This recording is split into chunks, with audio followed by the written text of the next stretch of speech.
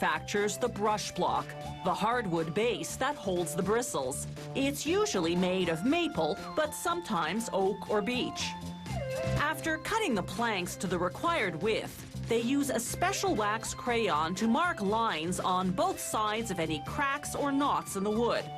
A laser then reads the marks, guiding a saw to cut out the faults. At the same time, the saw chops the planks into block-size lengths. The next step is called molding. A series of saws trims the blocks to the required thickness. Now they contour the pieces using a machine appropriately called a shaper. The machine revolves, running the block's outside edge against a cutting head. This profiles half the block. Workers then turn it around and line it up for a second pass to profile the other half. There's a different shaper machine for each model. This type is known as a dauber, a brush for waxing shoes.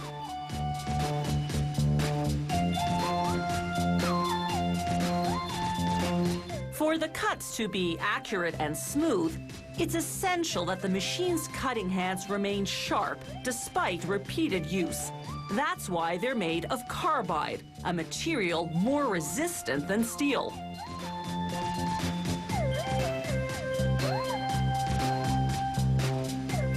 Workers run certain models against an extra cutting head to carve a groove in the block's edges.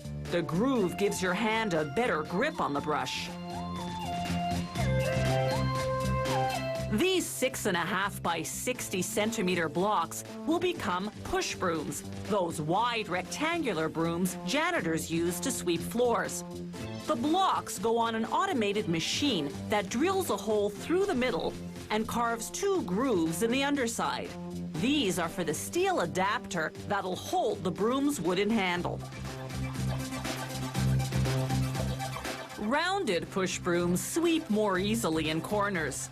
To produce those, workers just take the rectangular push broom blocks and round the corners against a cutting head. At another factory, the blocks go onto a machine that pierces holes for the bristles using a computer-guided drill. This particular model, a push broom, needs 240 holes. It takes barely a minute to drill them all.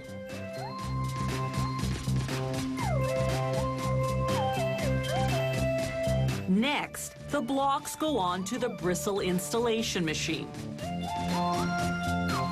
Bristles can be made of horsehair, vinyl, plants or tree leaves, or synthetics such as polypropylene.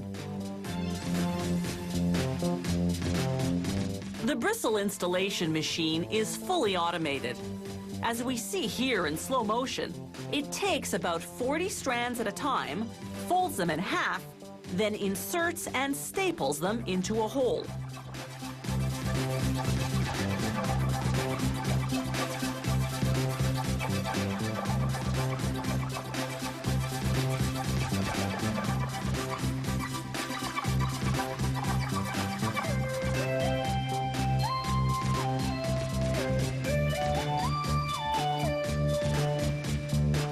Here's what that bristling action looks like at actual speed. The machine fills 4 holes per second.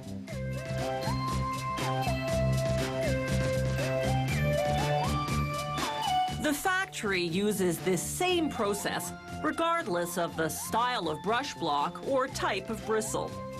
Computer software guides the machinery to follow the correct pattern, making possible a sweeping array of brushes